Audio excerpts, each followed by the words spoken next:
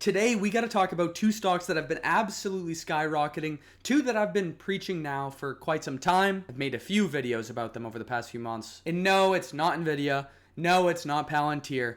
No, it's not your standard AI, software, or hardware company. But it's just one step removed, which I think could provide just as much upside with much less risk. And those two companies are Vistra, VST, and Constellation Energy, CEG, up 50% and 44.5% year to date, 2025. And Vistra in particular was sneakily the second best performer on the entire S&P 500 in 2024, right behind, everybody knows, PLTR, 264%.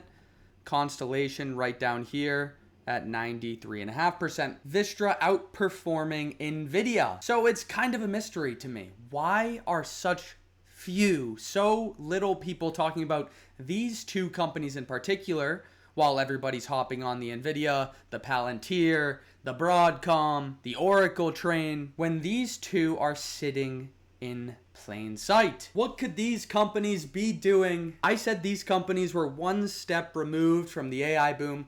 What do I mean by that? Yep, you guessed it. It's energy. They are power providers, power generators. And if you didn't know, electricity demand is projected to absolutely skyrocket over the years to come. Data centers alone would make up a greater electricity demand than virtually every single country on the planet. Already today, data centers are using more energy than our good friends over in France, and again, projected to use almost as much as India by 2030. Now again, in estimation, we'll see what happens, but it's certainly looking like it's gonna be that way. Especially because, and we've talked about this plenty in other videos, the share of total energy sales, all energy sales on the entire planet, AI LLM data centers alone are projected to take over 4% of that. And that number looks like it's continuing to grow. And again, just one more chart to reinforce that idea. Electricity usage of data centers is absolutely blowing up, and estimations could vary wildly. So this worst case scenario, this would not necessarily be a very bad case or a worst case scenario for the companies we're talking about today in Vistra and Constellation Energy. And I think this headline kind of summarizes how you and I, the average consumer, feels about all this stuff that's going on in the world. All these companies, specifically these massive big tech companies, are throwing money hand over fist, literally pledging hundreds of billions of dollars over the coming years on AI data center spend, AI data center infrastructure, and with that, obviously becomes an increase in electricity demand. And unfortunately, the consumer has been getting a little screwed with that as electricity prices have been absolutely skyrocketing. So again, this isn't good depending on the perspective you're coming from. Obviously, for the consumer, we don't want to be paying super high, unaffordable prices on our electricity to do the things we need to do on a daily basis. But I think a natural hedge to that, and again, this isn't financial advice, obviously, a natural hedge would be to invest in some of these companies that profit the most from growing energy demand, growing energy prices. Just to put the cherry on top, we all know the Stargate project,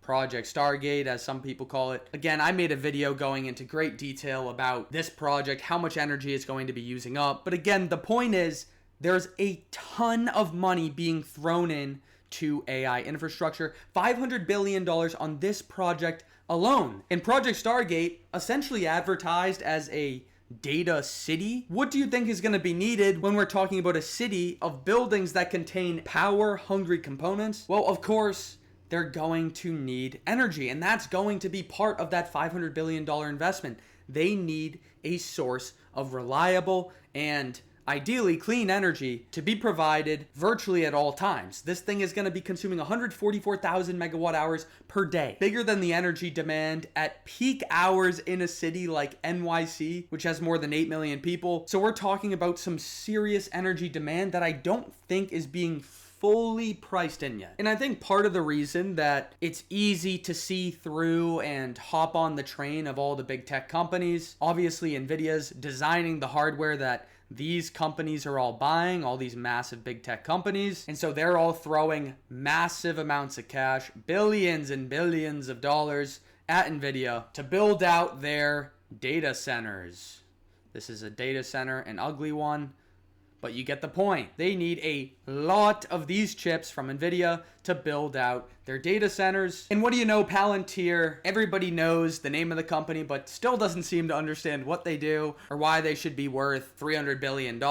But no matter what you think, every single company, basically in the Fortune 500, is dying to get some hands on Palantir's services. And where do you think Palantir actually deploys these services? How are they providing all these companies with software as a service? Well, you guessed it, it's the cloud. So if they're running through the cloud, they're going to have to use these AI data centers that we talked about to provide their software as a service, their cloud services. Everybody wants Palantir services. Palantir services run on the cloud. And obviously Nvidia is providing the chips that all these companies buy to build out these AI data centers. Now, what's the overlooked portion of this? Why am I saying one step removed? Well, I think you can see where I'm going with this. This energy generation, this power provider perspective isn't entirely obvious at the beginning because the money flow doesn't seem to be going directly to them. But these AI data centers that we talked about, they're gonna need a lot of power,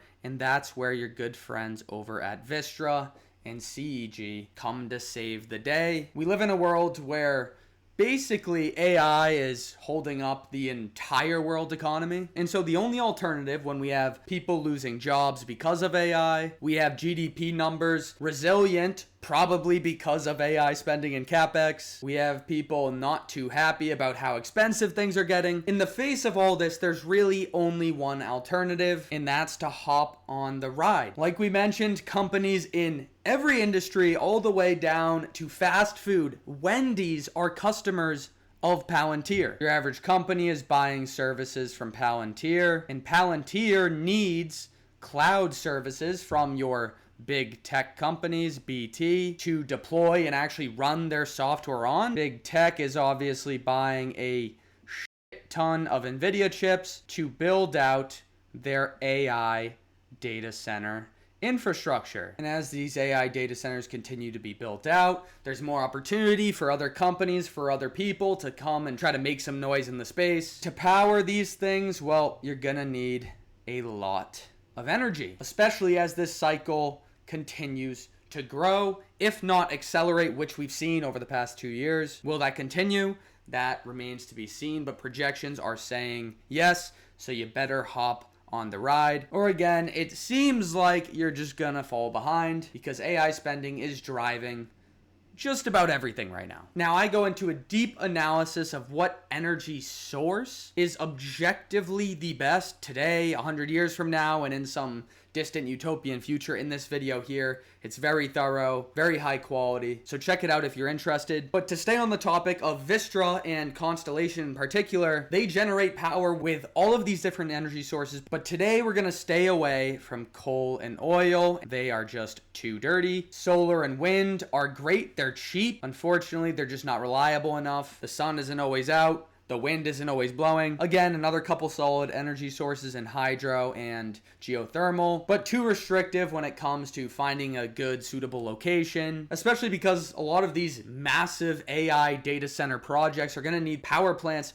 right next to their facilities to reduce distribution cost and have that reliable power switch always on right nearby. And so that leaves us with natural gas and nuclear. Why nuclear? And why does that put Vistra and Constellation Energy in such great positions to reap the benefits? Well, as you've probably seen, a lot of big tech companies, including Apple, are trying to flex this carbon neutral buzz phrase all over their products, all over their websites, all over their advertisements. And that's a good marketing strategy because a lot of people out there want to be helping the environment, want to be working towards these climate goals. As a result, a lot of these companies are making these carbon neutral commitments, and the number of those companies doing so is growing and growing fast. It makes for a great marketing campaign, but Telling you right now, a lot of this is absolute BS through a process called greenwashing. We don't have to get into that. We'll get into that in a future video. But nonetheless, there's a move to rely on cleaner sources of energy going forward, especially for these absolutely massive projects like we saw with Project Stargate. Now, Trump knows it. He's excited about it, and he's signing executive orders left and right, even showing off his sussy Pokemon collection. But just recently, 4 executive orders passed, all geared towards streamlining the nuclear power plant development process. Now, in the past, this has been extremely painful, extremely expensive, and really just barred all over with red tape. And in short, that's what these executive orders are meant to alleviate. And one of them in particular sets a goal of having a nuclear energy capacity of 400 gigawatts by 2050, a quadruple of nuclear energy capacity. Typically, when you're on the government side with these things, when you're in Vistra and Constellation's position, you're going to be pretty happy because there's going to be a lot of money to be made here, probably in the form of government investment, not just private and public company investment. And if we just hop over to Vistra's 10Q, if there's any more reason to have a promising outlook on this company or be convinced otherwise that they have a major role in the AI arms race to come, that sentiment, I can promise you, is shared with their management. They have a license renewal for a massive power plant extending to 2046. Vistra just got involved in a purchase agreement for Lotus Infrastructure Partners. They're acquiring all of their natural gas generation facilities. I think it's a $1.9 billion purchase. When a company is willing to throw that much money at expansion and growth within their industry, that's usually a pretty promising sign. Vistra could just sit there pretty with their already largest total installed generation capacity, at least in the United States, but instead they're continuing to grow and expand aggressively. That's a promising sign for future growth if executives are making those decisions. And I think the biggest one that we've talked about already today a lot is the electricity demand. They say it themselves. The rise of large-scale data centers, other things like the electrification of oil field operations, EV load building are contributing to a faster-paced load growth than in the past. So their growth is not just there and evident, but it's accelerating. We are actively engaged in discussions with various counterparties regarding the potential long-term sale of power from our nuclear and gas facilities to support large-scale electricity customers, your big tech companies, your data center builders. In Vistra, with this recent deal with Lotus Infrastructure Partners, I think it's a very strategic move as well, because a lot of these facilities that Lotus Infrastructure Partners owns are in some of the most competitive states when it comes to electricity markets. In other words, some states, competitive power generators like Vistra just aren't going to be as profitable because electricity cost and supply is limited and regulated. But these states in blue, with Lotus Infrastructure Partners having a facility in Pennsylvania, DC, and Vistra owning a lot of ground in Texas already, these are very strategic locations because, as it states right here, full retail competition. In a competitive market, who can do it the fastest, who can do it the cheapest, who can do it the most efficiently? Vistra and Constellation in particular are leaders when it comes to being profitable power generators, especially in the United States. And as you can see, they have the largest nuclear generation capacity and are 2 of the largest producers of carbon-free generation. There's a lot of promise here. I think you can see where I'm going with this. I do understand why the hype isn't as crazy for a utility company. When we hear utility company, we usually think of low growth and consistent returns, sometimes even used as a hedge depending on market conditions. But in this case, I think this is an exception and it's partially being overlooked right now. If the market is willing to value, let's say, Oracle, a company that's promising to something like 14x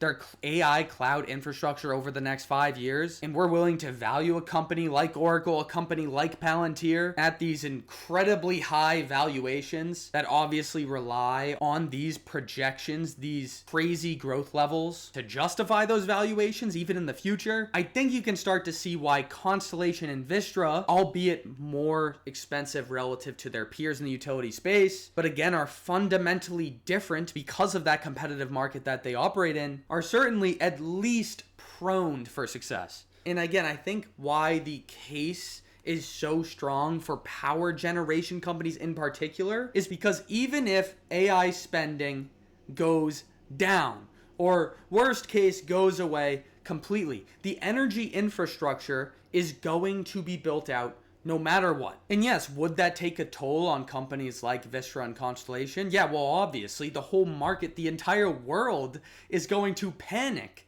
when AI spending goes away. We'll start to see the reality behind GDP numbers that are so reliant on AI spending to show growth. Obviously, stocks will go down because valuations just won't make sense if growth rates start decelerating. But as long as this dynamic is present, then I think some of the biggest beneficiaries are going to be the AI infrastructure plays, which obviously we've already seen with cloud service providers, so your AWS, Amazon, Google Cloud, Google, Azure, Microsoft, Oracle Cloud, Oracle. And I think some of these energy plays are being a little bit left in the dust. Did you think that a utility company, Vistra Energy and Constellation, would be some of the top performers in 2024, ahead of some of those favorite names like Nvidia, right behind Palantir? Well, right behind, it's like 80% behind, but you get the point. And even this year, number 23 on the list, number 28 on the list. To me, it looks like massive potential here, but I want to hear what you guys think. How much longer is the AI spending craze